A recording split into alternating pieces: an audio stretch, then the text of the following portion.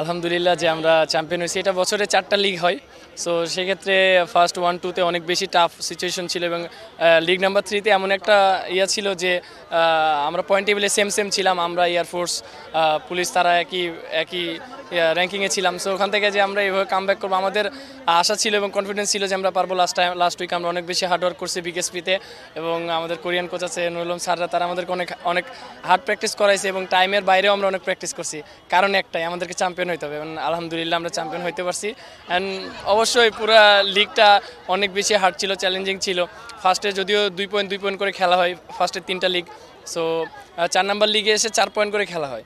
So সেই ক্ষেত্রে আলহামদুলিল্লাহ যে আমরা যেটা চাইছি ওটাই পাইছি অ্যান্ড আমরা কষ্ট করছি, এই জন্যই আল্লাহ হয়তো কবুল করে নিচ্ছে। আমাদের সামনে 28-এর অলিম্পিক আছে। সো আমরা ওটার জন্য প্রিপারেশন নিচ্ছি। এই টিমগুলো আমাদেরকে খেলে আমরা ভালো প্লেয়ার বাছাই করতে পারবে এবং টিম বন্ডিংটা ভালো হবে।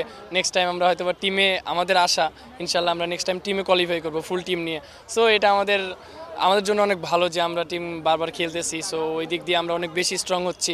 ইনশাল্লাহ আমরা দেশের বাইরে যেয়ে যেন ভালো এরকমভাবে পারফরমেন্স দিতে পারি। সো আমাদের জন্য আলহামদুলিল্লাহ ভালো, প্রতিটা প্লেয়ারের জন্যই ভালো।